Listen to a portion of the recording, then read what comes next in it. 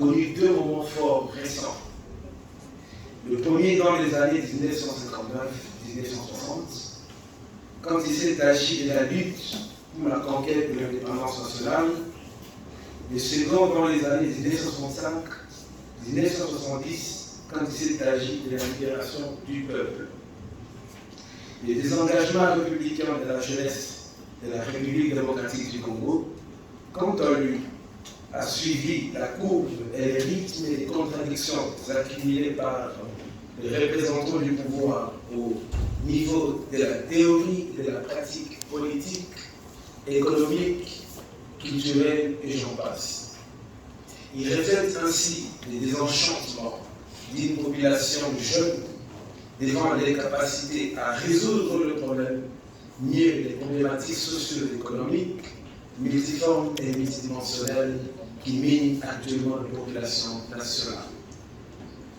La présente réflexion insérée volontairement dans ce mot de clôture se veut d'abord un constat fait par une partie de l'intelligence jeune du pays.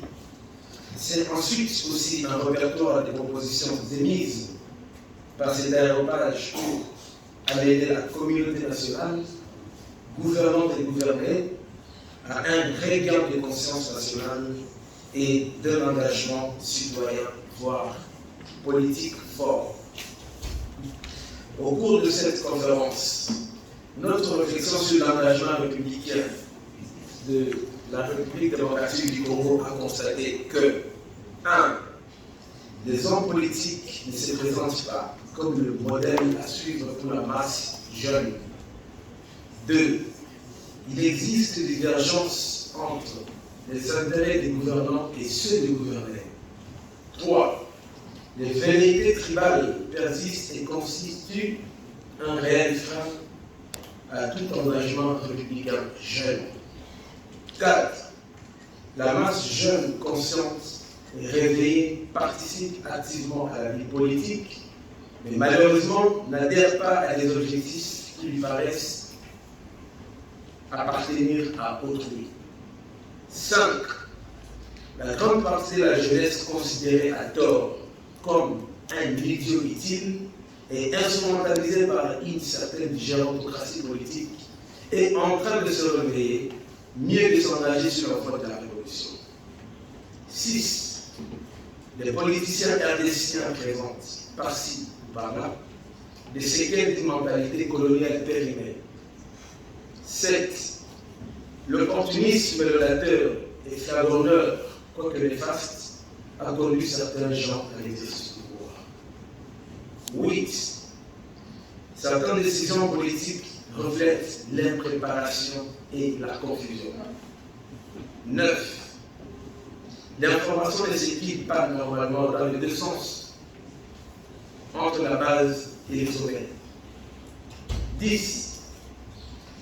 L'élite intellectuelle congolaise, même chargée de la gestion de la chose publique, est indifférente au projet politique révolutionnaire des jeunes. 11. Certains hommes politiques, sinon tous, prêtent le serment sans en mesurer la portée et finissent par l'abjurer dans l'exercice de leurs fonctions. 12. Il n'existe pas un pays, la République démocratique du Congo, un enseignement rigoureux et rationnel d'éducation civique et politique, ainsi qu'une véritable éducation mieux, une initiation à la citoyenneté. 13. La notion de sanction est souvent réduite à un seul aspect négatif, laissant d'ailleurs certains citoyens coupables de la impunité. Constatant que tous ces faits et d'autres analogues constituent un ensemble d'éléments démobilisateurs pour un engagement républicain fort et valable, la jeunesse républicaine, le mouvement national d'éveil et de réveil pour l'action citoyenne propose 1. Que les hommes politiques américains conforment leur être à leur dire et constituent du fait même, pour la jeunesse, des modèles vivants de morale révolutionnaire. Qu'il soit mis sur pied un système permanent de contrôle des écarts entre les objectifs arrêtés et les résultats obtenus, 3. Que les gouvernements fassent des aspirations populaires, des aspirations jeunes, les centres de leurs préoccupations quotidiennes. 4. Que devant les discours flatteurs, les instances supérieures évitent de prêter l'oreille à ces citoyens qui, tôt ou tard, jettent des discrédits sur la société congolaise. 5. Que toute prise de décision politique soit le fruit d'une étude préalable et approfondie. 6. Que le dialogue républicain entre la base et les sommets soit le moteur du fonctionnement de l'État ou des institutions politiques. 7. Que soient supprimés les privilèges sociaux et financiers, notamment par la réduction sensible des impunités qui soustraient certains citoyens aux rigueurs de la loi.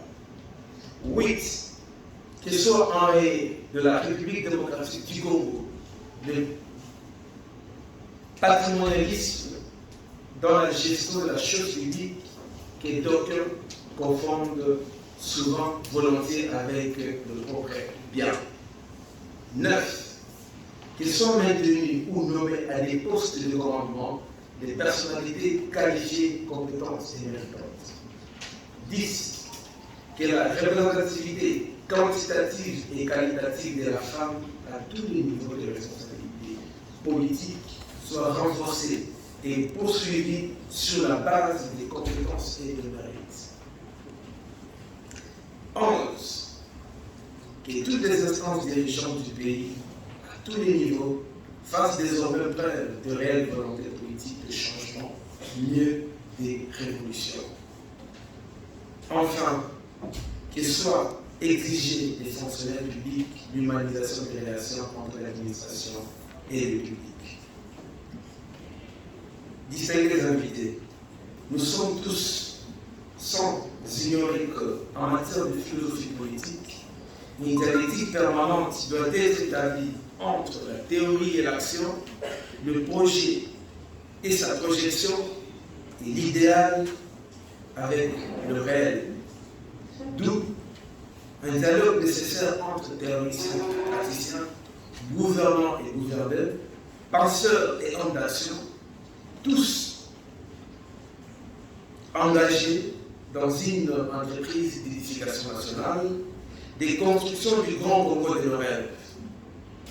Tout le lieu étant utile parce que complémentaire dans une société qui se cherche et qui, en raison de ce loi contraignante, des révolutions se cherchera toujours. Distingués invités, la conférence sur la thématique justice, paix et élection se termine. Mais le plus dur ne fait que commencer l'après-conférence.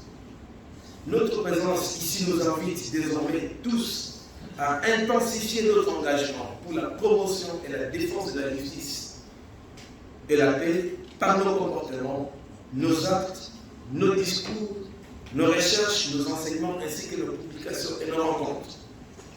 La jeunesse républicaine, mouvement national d'éveil et de révélation citoyenne, a apporté ainsi sa modeste contribution à la question liée à la paix avec l'appui hautement appréciable des conférenciers et intervenants ainsi que toute la participation à qui je présente les sincères remerciements au nom du comité organisateur. Désormais, il est bon à savoir que chacun de nous doit, à l'instar de tous les jeunes qui sont tombés dans la lutte de l'émergence de la République démocratique du Congo, dans la République des conscients, ils doivent agir en jeunes et jamais se sentir autrement pour qu'ensemble, nous puissions bâtir au cœur de l'immense continent africain une nation forte, prospère, modèle du genre, une République démocratique du Congo de nos rêves. J'ai dit et je vous remercie.